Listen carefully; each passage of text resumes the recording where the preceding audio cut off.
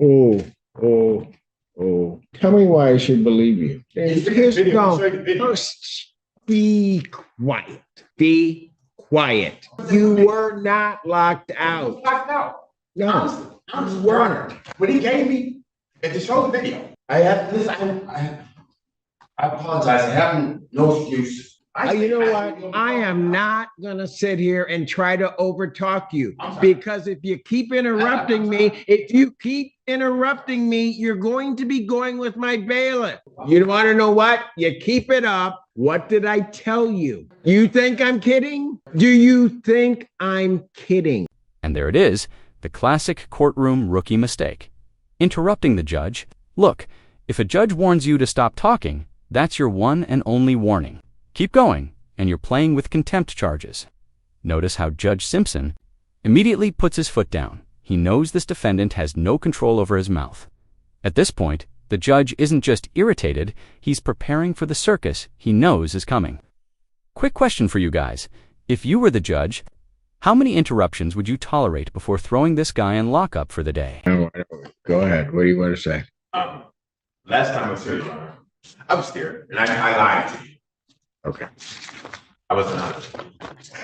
I went through this with Mr. McLaughlin, and I didn't when they wouldn't let me into my place. So I took the money. Both sets of money? Huh? Both sets? I took the money because I had no place to go. What makes this case so fascinating isn't just the lies, it's the way the defendant is trying to spin financial agreements. When you accept money in exchange for vacating a unit, that's a legal surrender of possession. It doesn't matter. If you claim the locks were changed afterward, courts look at the intent behind the money exchange, and here it's crystal clear. He was paid to leave. Yet he's sitting here telling the judge, I didn't surrender anything. That's like selling your car, taking the cash, and then saying, but I still own it. Who do you guys think the judge is going to believe? The guy with a video showing the payment, or the guy contradicting himself every 30 seconds? And I didn't know what to do. And I had medications, and I was out on the street having no family and friends. And he kept pressuring me to move out so that someone else would move in. And he kept sending me emails and texts that my security deposit was going down. I really didn't know what to do. And being not able to get back to my place where my stuff is, I was scared.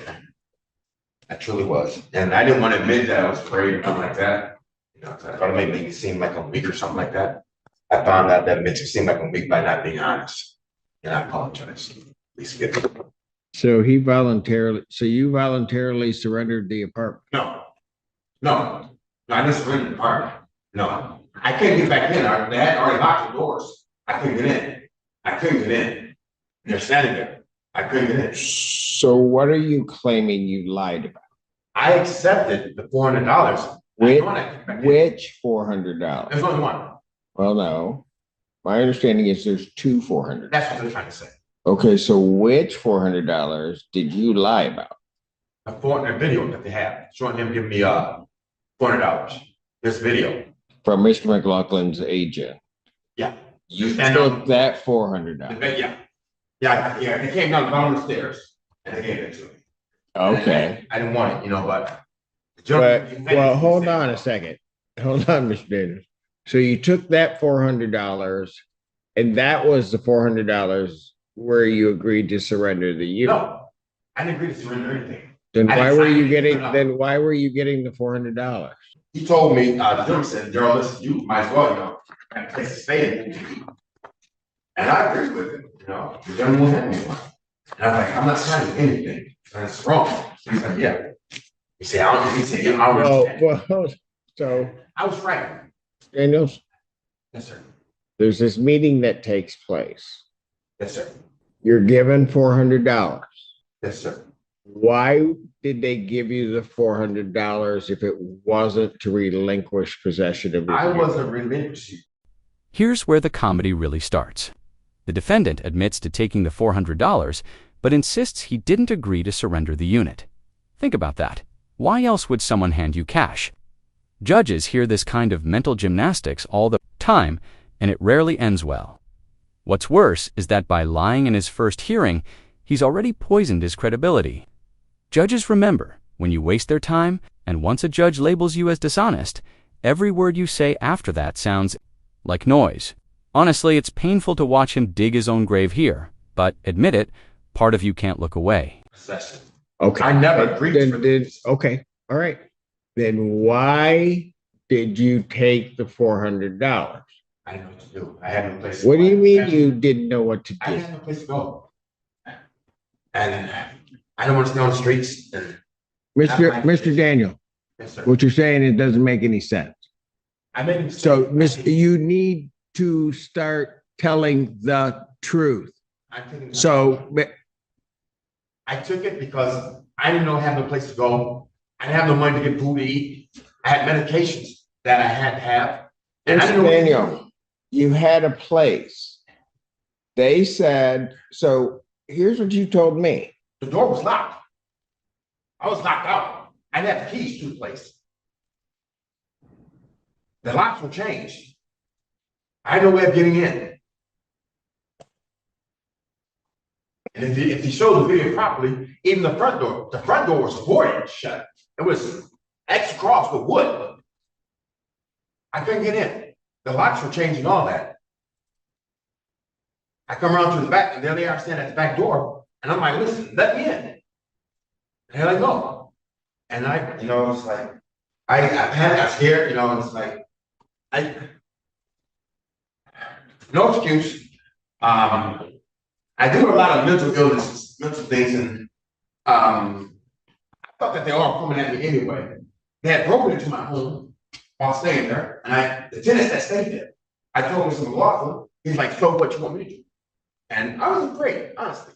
But I was afraid that I was afraid that I would react in a way that I wasn't supposed to. I didn't know what to do, honestly. I didn't. Truthfully, I didn't know what to do. And not thinking properly and thinking that I would be smarter than them, accepting it and still coming and report against them for what they've done. That's what I thought. I've been truly, at the time, everything was happening. I was panicking and didn't want to go through it. Didn't want to go on the streets. Didn't know what's happening. And they offered money, and I said, okay. I thought I was being smart. I apologize. Here's where the comedy really starts. The defendant admits to taking the $400, but insists he didn't agree to surrender the unit. Think about that. Why else would someone hand you cash? Judges hear this kind of mental gymnastics all the time, and it rarely ends well. What's worse is that by lying in his first hearing, he's already poisoned his credibility. Judges remember, when you waste their time, and once a judge labels you as dishonest, every word you say after that sounds like noise. Honestly, it's painful to watch him dig his own grave here, but admit it, part of you can't look away. I mean, this guy is literally comedy and chaos rolled into one. He is just rambling nonstop. I mean, he's apologizing for lying, while lying more in the same exact sentence. And then he apologizes for interrupting, while interrupting. It's like he doesn't realize his words are canceling each other out in real time. And Judge Simpson here, he's just sitting there in silence, waiting for him to shut up. It's honestly just gold. You could just tell the judge has mentally left the building and is probably thinking about whatever's for lunch. And I just swear, this dude is acting like he smoked his excuses before he came in.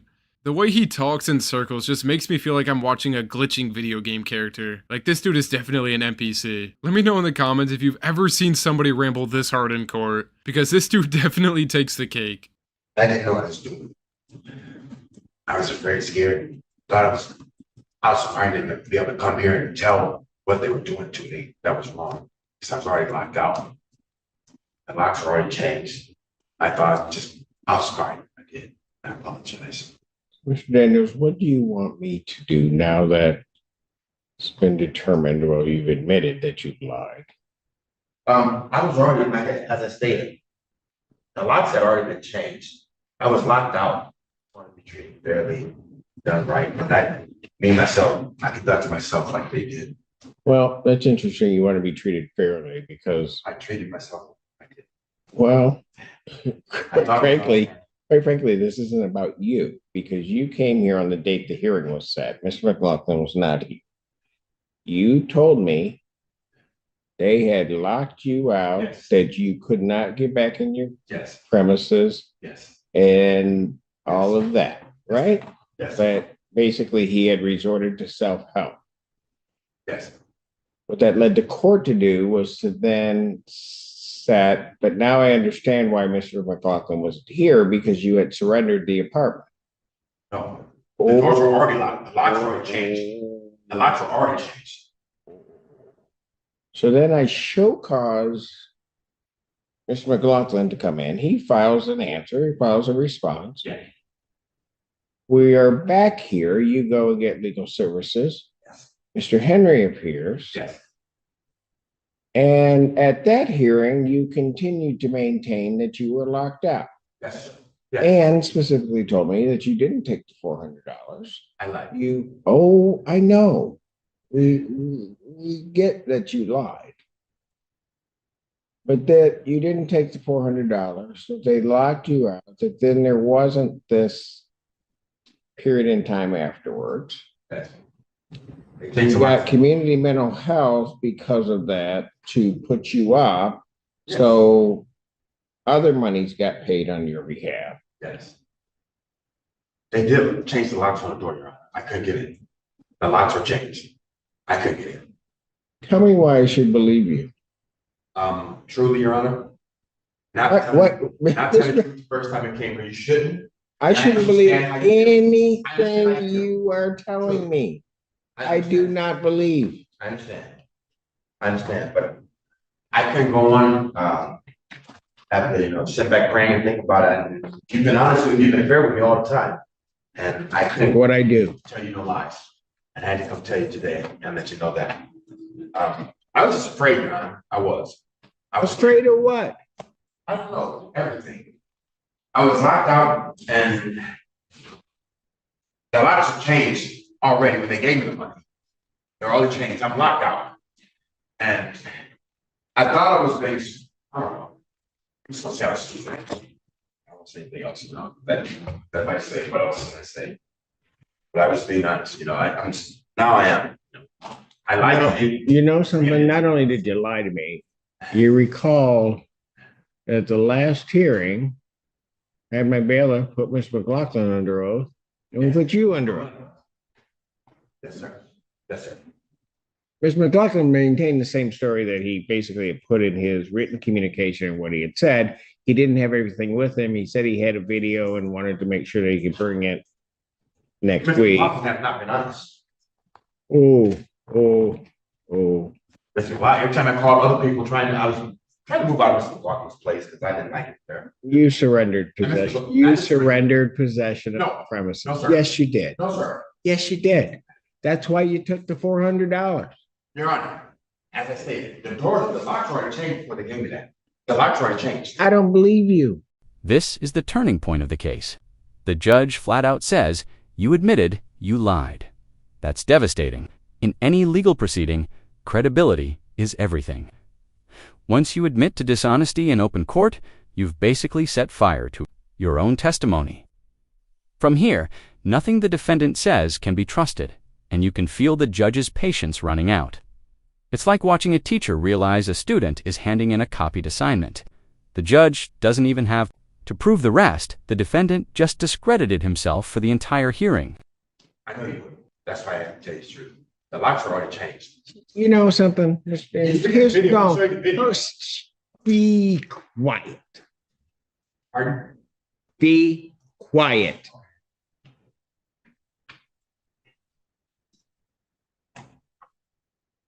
You lied to this court when you came here, caused me to file an order to show cause, got Mr. McLaughlin in. Mr. McLaughlin had to file an answer to it, find all of that information, do all of that. You go to legal services, they in good faith, Mr. Henry decides to represent you because you're saying that you've been locked out of the premises. We get here, for the second time, that you've been here. Mr. McLaughlin was only here the one time. But we all get here, put you under oath, you give me your story. The story you give me, you lied. Now, in that same time, you are also lying to Community Mental Health, who is paying to put you up as though you had been locked out. I was. You were not locked out. Locked out. No, Honestly, you weren't. when he gave me, if you show the video, I come up the stairs. I'm beating on the door to get in. And I said to the gentleman, now they give me $400. The locks are already changed. If that were the truth, Yeah. then why wouldn't you have told me that you got the $400? That right there is the nail in the coffin. I don't believe you. When a judge says that, it's over. Everything you've argued, every excuse you've repeated, gone. This defendant's credibility is officially zero. And notice the shift in tone. Judge Simpson isn't asking questions anymore. He's making statements. At this point, the judge already knows the outcome. He's just letting the defendant talk himself into more embarrassment. Honest question, guys, if you were his attorney, would you even want to represent him after this mess? Or would you, like his lawyer here, just file a motion to withdraw and walk away? No, because I had no place to go. Why would you? I apologize. I have no excuse. I have no excuse. Your story I was just hungry, keeps and I was changing. Your story keeps changing. I was hungry when I was here, and I had medication stuff that I didn't have, and I had no place to go. I had no family friends. That's what I was saying. I had no place to go. As he shows the video, the door's already locked. The locks already changed. They've already changed the locks. This part is just brutal. The attorney looks mortified, and honestly, I don't blame him. Imagine standing next to a client who keeps lying under oath while you're supposed to defend them. It's career suicide if you don't step back. That's why you see the attorney eventually withdraw from the case. And the towel, that's a first for me. Bringing props into court usually means one thing. You know you're in trouble, and you're already sweating. Honestly, this whole performance is less like a legal defense and more like a bad stand-up routine.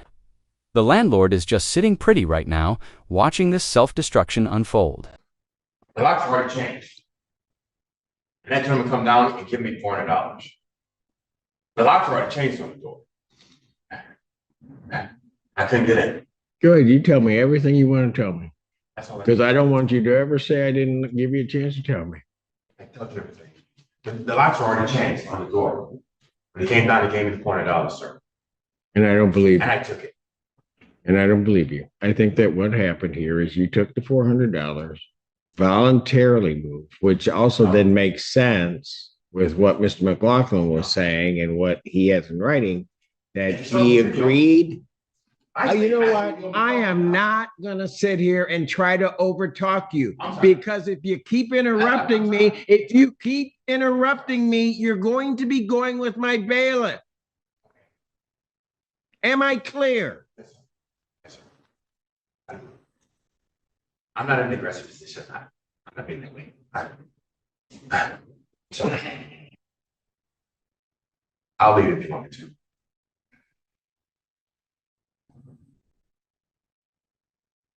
Sorry. The reason you took the $400 is because you voluntarily surrendered the premises. That's what the court's going to find, that you did that. And that the court also believes that you took the additional $400 that was later on given to you. It all makes sense. That's why Mr. McLaughlin said, I will keep, and it's in writing in a text, that he would allow your property to stay there for a month. And then he gave you more money. And you're just taking money and then coming to court, causing everybody all kinds of problems. I know how to do it. Oh, no, you don't even have any idea. I took lumps. Sorry. You keep interrupting me, so I'm done. I didn't mean to interrupt. I apologize. I find that there was no lockout. I also find that he voluntarily surrendered the premises. Mr. Henry, I know this is embarrassing for you because you came here representing your client, believing that all of this had happened. I find you and have found you always to be an honorable attorney and always put good faith arguments. And you properly did the right thing once you determined your client was an absolute liar. And that is you filed your motion to withdraw.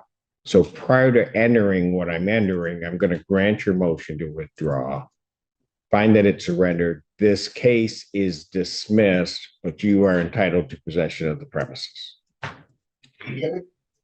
Oh, yeah. It's yours. He gave it up. You want to know what? You keep it up. What did I tell you? You think I'm kidding? Do you think I'm kidding? Then I'd suggest what you do is you turn around and you walk out and don't say another word to me, because if you say another word to me, you're going to go with Officer Mahalik. Have a great day. And there it is. Judge Simpson rules that the tenant voluntarily surrendered the apartment, grants the attorney's motion to withdraw, and dismisses the case. Translation: the landlord wins possession, the tenant loses, and every excuse he made just went down in flames. What makes this case memorable isn't just the lies, it's the sheer persistence. This guy thought if he repeated the same lines enough times, maybe the judge would eventually believe him. Instead, it just wasted everyone's time and embarrassed his attorney. If you found this breakdown as wild as I did, make sure to hit that like button, drop a comment with your thoughts on this defendant's performance. And don't forget to subscribe for more jaw-dropping courtroom breakdowns. Trust me, you don't want to miss what's coming next.